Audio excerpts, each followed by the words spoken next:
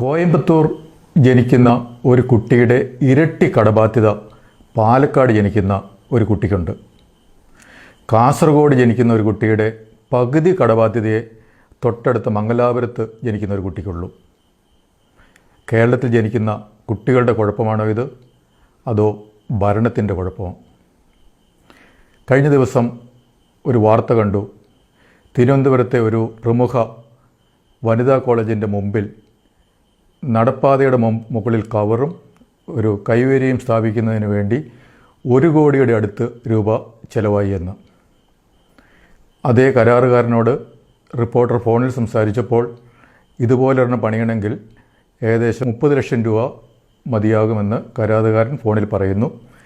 കരാറുകാരൻ്റെ ലാഭവുമൊക്കെ എടുത്തിട്ടാണല്ലോ അദ്ദേഹം ചിലവ് പറയുന്നത്. ഇനി മറ്റെന്ത് ന്യായീകരണങ്ങളും ഒക്കെ ചിലവിന് വേണ്ടി നിർത്തിയാലും 40-50 ലക്ഷം നമുക്കതിന് ചിലവ് എന്ന് പ്രതീക്ഷിക്കാം. അപ്പോൾ 1 കോടി രൂപ ചിലവായ പദ്ധതിക്ക് ജനങ്ങൾക്ക് കിട്ടുന്നത് അതിൻ്റെ മൂല്യം 50%. ബാക്കി 50% അധികാരിയുടെ പോക്കറ്റിൽ പോകുന്നു. ഇങ്ങനെ നമ്മുടെ കടം കൂടുന്നത് ഈ പദ്ധതികളിലെ അഴിമതി കൊണ്ടാണ്. പാലാരിവട്ടം പാലത്തെപ്പറ്റി നമുക്കെല്ലാവർക്കും അറിയാം. DMRC ശ്രീ ശ്രീധരൻ്റെ നേതൃത്വത്തിൽ ഇതേ എറണാകുളത്ത് പാലം പണിതപ്പോൾ എസ്റ്റിമേറ്റ് തുകയേക്കാളും വളരെ കുറച്ചാണ് ചിലവായത് എന്ന് ഒരു പ്രൂഫ് നമുക്കുണ്ട്. കഴിഞ്ഞ ദിവസം തൃശ്ശൂർ ജില്ലയിലെ ഒരു സ്കൂളിൻ്റെ പണിയും നമ്മൾ വാർത്തയിൽ കണ്ടു. ഇങ്ങനെ പദ്ധതികൾ അഴിമതിക്കാവുമ്പോൾ കടം കൂടുന്നു. കടം തിരിച്ചടയ്ക്കേണ്ട ഉത്തരവാദിത്തമില്ലാത്ത വ്യക്തി കടമെടുക്കുന്നു.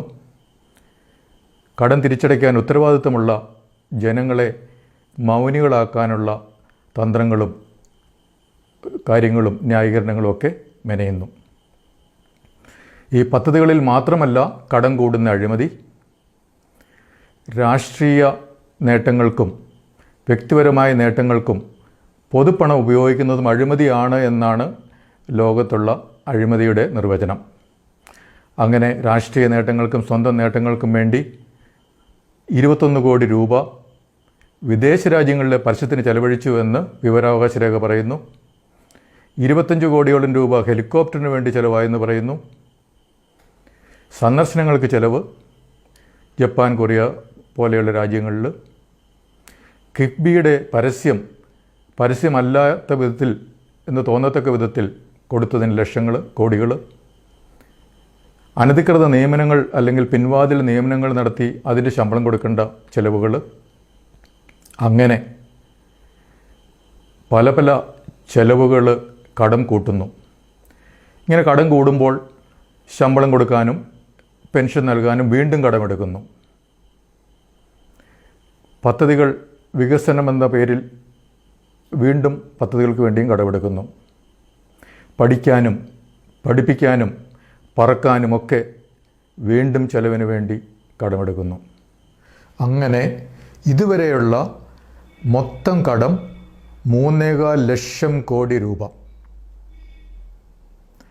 അഴിമതി പദ്ധതികളിൽ കൂടിയും അനാവശ്യ ചെലവുകളിൽ കൂടിയും ആളോഹരി കേരളത്തിൻ്റെ കടം നമ്മുടെ അയൽ സംസ്ഥാനങ്ങളുമായിട്ട് താരതമ്യം ചെയ്യുമ്പോൾ വളരെ കൂടുതൽ.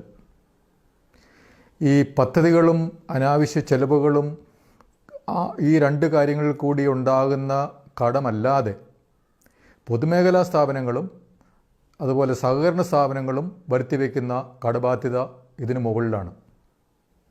ഉദാഹരണത്തിന് KSRTC എന്ന ഒരു പൊതുമേഖലാ സ്ഥാപനം 4000 കോടി കടബാധ്യത ഉണ്ടാക്കിയിട്ടുണ്ട്.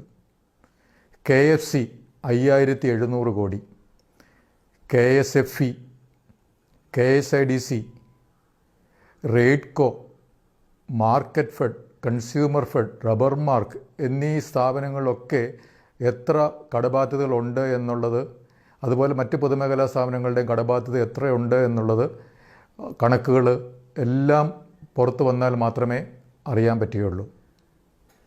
അങ്ങനെ കേരളത്തിലെ ഓരോ കുട്ടി ജനിക്കുമ്പോഴും ഇപ്പോൾ 1 ലക്ഷത്തിലധികം കടബാധ്യതയുമായിട്ടാണ് ജനിക്കുന്നത്. സുസ്ഥിര വികസനം എന്ന് പറയുന്ന, അതായത് അടുത്ത തലമുറയ്ക്ക് നമ്മൾ മാറ്റിവെക്കുന്നത്, നീക്കിവെക്കുന്നത് എന്ത് നാടാണ് എന്നുള്ളത് ചിന്തിക്കേണ്ട സമയം അതിക്രമിച്ചിരിക്കുന്നു. നമ്മുടെ ഓരോരുത്തരുടെയും പണമാണ് അധികാരികളുടെ അഴിമതിക്കും ആർഭാടത്തിനും ചെലവാകുന്നത്. നാടിനെ കടക്കണിയിലാക്കുന്നവർക്ക് വീണ്ടും വോട്ട് ചെയ്യണോ?